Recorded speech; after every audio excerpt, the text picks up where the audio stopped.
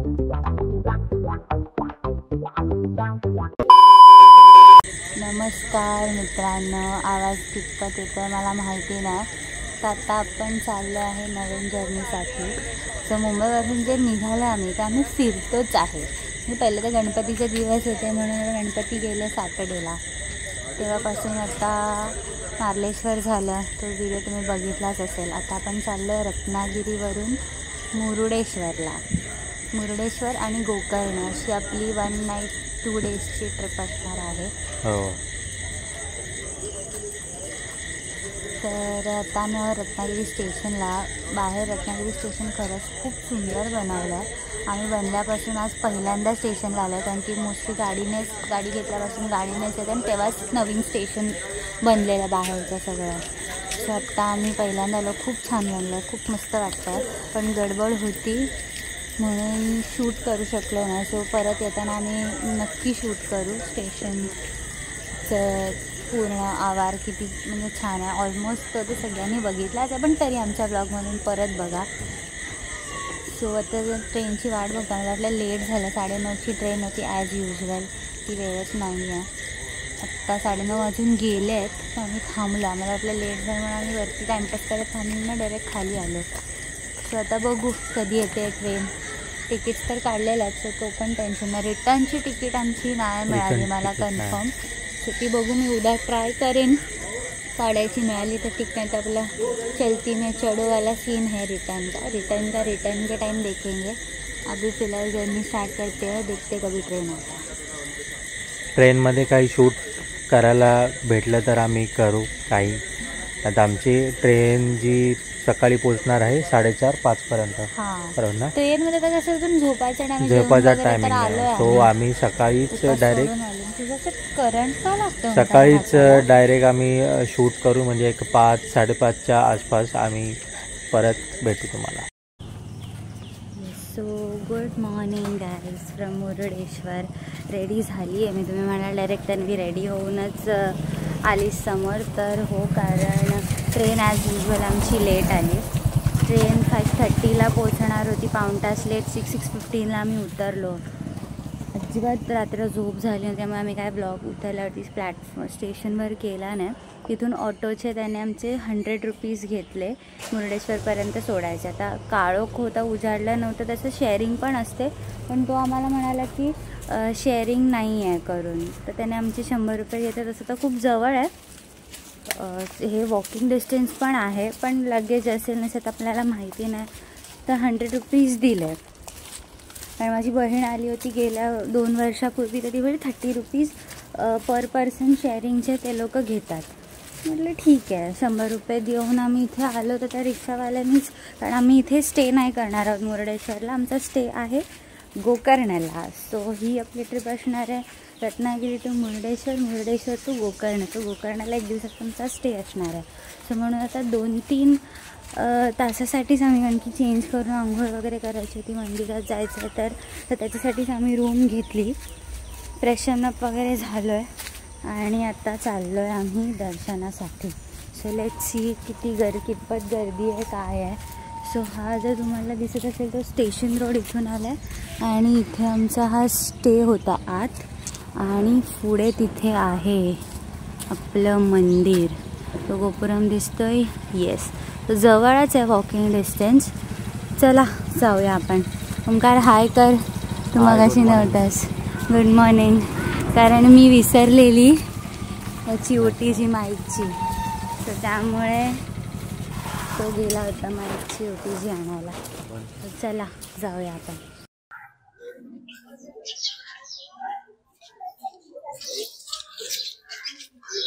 हे समोरच मंदिर आहे. वॉकिंग डिस्टन्स म्हणजे 5 मिनिटावरतीच आम्ही स्टे घेतलाय. आणि हो, स्टेचे पण सांगायचं सांग ना, ते बार्गेन केलं आपण. तुम्ही डिरेक्ट पण बुक करू शकता.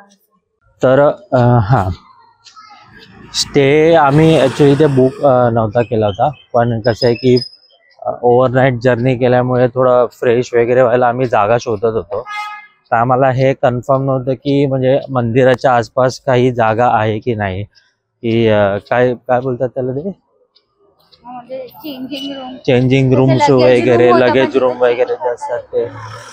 तर तसं काही आहे ते असं आयडिया नव्हतं. तर जी ऑटो आम्ही केली होती मुर्डेश्वर टेम्पलला यायला, तर त्यानेच आम्हाला सजेस्ट केलं की इकडे एक नॉर्मल स्टे आहे, म्हणजे तो नॉर्मलच आहे.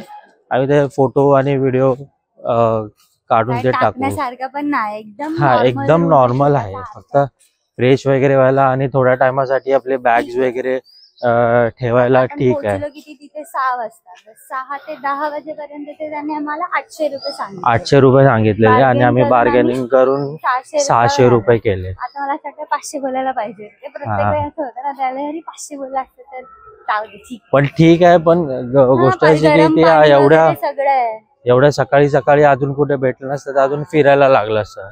तर तेवढ्यात त्यात 600 रुपये ठीक आहे. चेंज बेंज करून आम्ही आलो. साडी घालणार होती मी, पण म्हटलं राहू द्यायला, सकाळच तिथून परत आता गोकर्णाला जायचं आहे. मी काय दुसरं आउटफिट कॅरी पण नाही केलं. एवढ्या 2 बॅगा कसल्या झाल्या काय माहिती. आपण आलेलो आहे मंदिराजवळ, बघूया आता मंदिरामध्ये एंट्री भेटते की नाही, मंदिर तुम्हाला दाखवतो. फोटो पण काय क्लिक कर.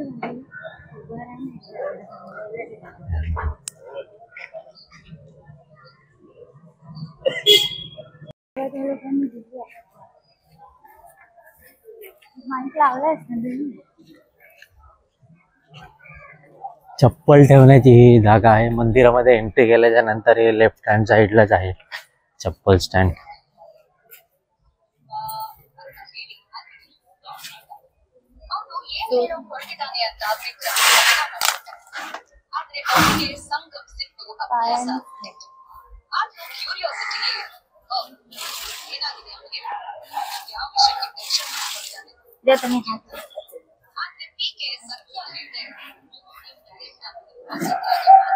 किती आहे?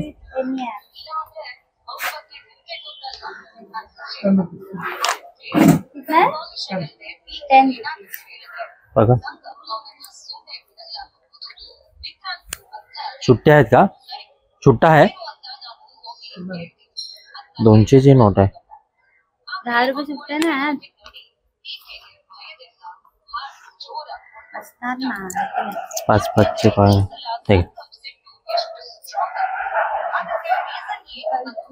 5 रुपये घेतले एका चप्पलचे, 10 रुपये दिले. बघू शकता सुंदर आहे.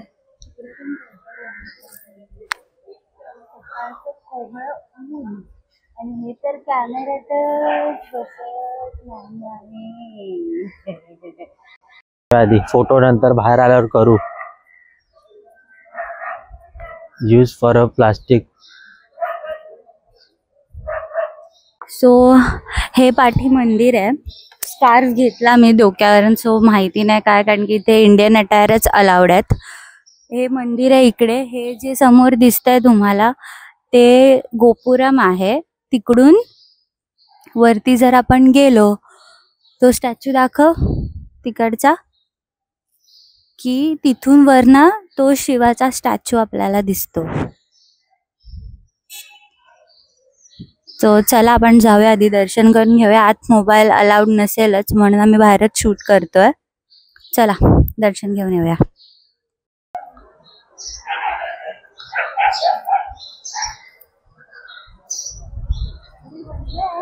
जरा मंदिराच्या बाहेरचा पूर्ण व्ह्यू आहे.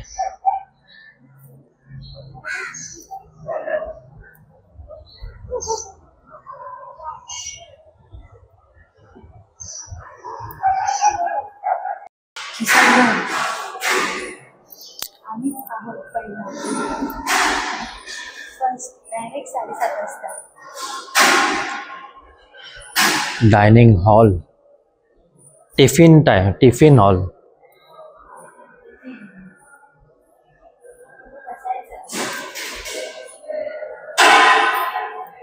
एकदम कोपऱ्यात जायला लागेल. तर दर्शन आमचं झालं 7 वाजेपर्यंत. 7 कितीला झालं दर्शन? 7:15 पर्यंत झालं. 7:15 पर्यंत आमचं दर्शन झालं. आणि दर्शन झाल्याच्या नंतर तिथेच आम्हाला एक बाजूला बोर्ड दिसला की इथे टिफिन टायमिंग करून त्यांनी दिलेला आहे, म्हणजे सकाळचा नाश्ता.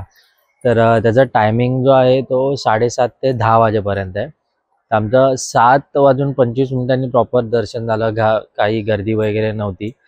तर आमचं एक सजेशन असेल की जेवढं सकाळी होईल तुम्हाला पॉसिबल, तर तेवढं सकाळी तुम्ही मंदिरामध्ये या आणि दर्शन घ्या. कारण की आता म्हणजे आत्ता वाजलेत, आमचं खाऊन झालं तर 8 वाजले, तर गर्दी वाढायला लागली आहे.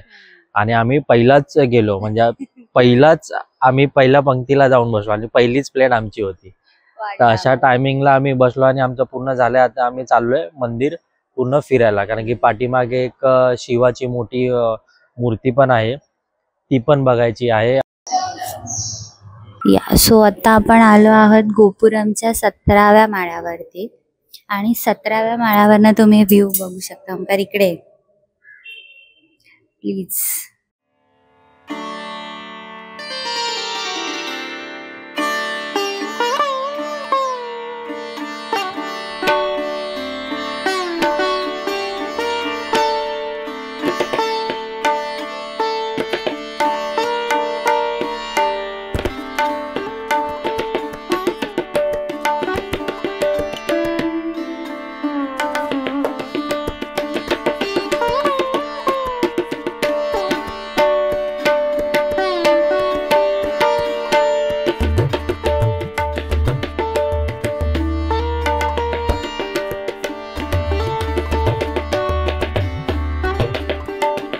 तर आत्ता आलो आहोत ह्या शिवा स्टॅच्यूच्या इथे.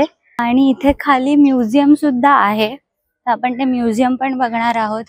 आणि आज खरंच देवाच्या मनात वाटतं होतं मुरुडेश्वराचं की आम्ही दर्शनाला यावं. इतकं सुंदर दर्शन. तर गोपुरमच्या इथे पण लिफ्टला आम्ही गेलो, आम्हीच होतो फक्त आणि 1-2 जण होते. जसे लिफ्टमधून खाली आले, लिफ्टच्या बाहेर ही गर्दी, ही झुंबड लागलेली ते लिफ्टमध्ये शिरायला. आम्ही गेलो तर कोणी नव्हतं. इव्हन प्रसादाला पण आम्ही पहिला बसलो. म्हणजे आज दिवस चांगला आहे खूप. आज देवाच्या मनात आहे की यांना एकदम भारी दर्शन द्यावं. आणि आज पहिल्यांदा असं झालं कुठेतरी इतकं छान दर्शन झालं की देवाला मी डोळे भरून बघू शकली आहे. म्हणजे कोण असं घाई घाई करत नव्हतं की चला पुढे, कारण की गर्दीच नव्हती. आम्ही खूप लवकर गेलेलो. खूप छान दर्शन झालं. खूप मस्त वाटतंय मला. चला शिवा स्टॅच्यूकडे जाऊया.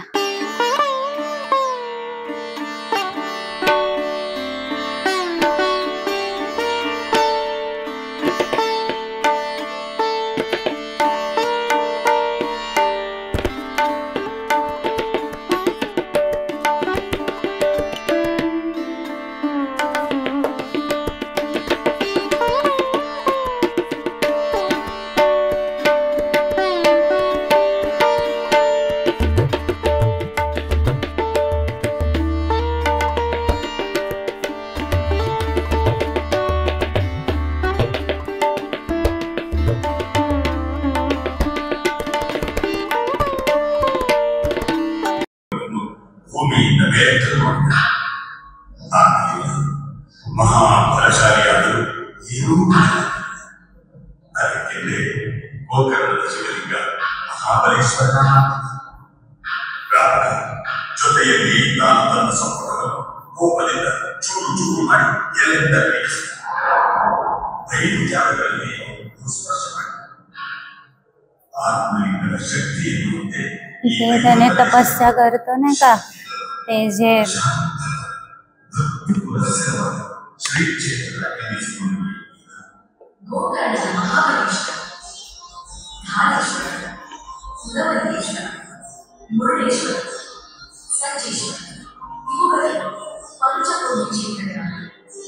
तर तो रावण नाही का कैलासच पर्वत उचलून घेऊन जातो.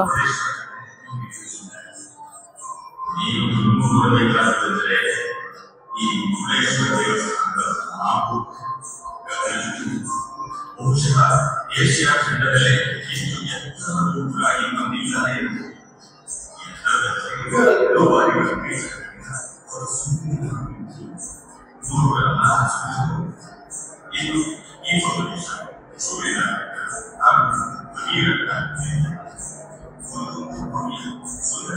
एक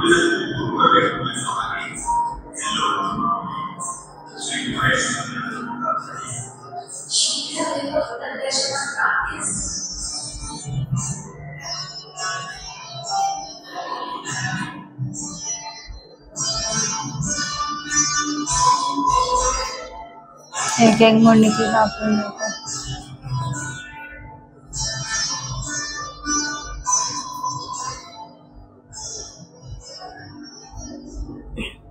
शंकर बाप्पा त्याला ते त्यांचं आत्मलिंग देतात. आणि नंतर गणपती बाप्पा गणपती बाप्पा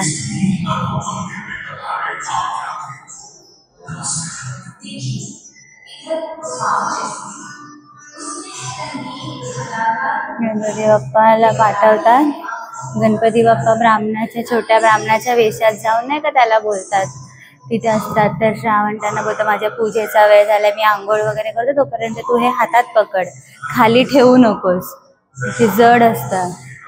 आणि मग नंतर तो येतो तर तेवढ्यात गणपती बाप्पा ते आत्मलिंग खाली ठेवतात. मग ते जे ठेवतात तेच हे मुरुडेश्वरचं हे आहे.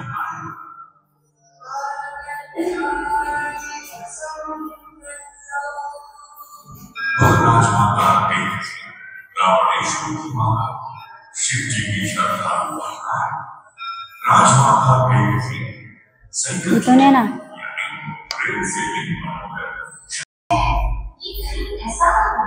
तेच ते गणपतीचं मंदिर पण तो बोल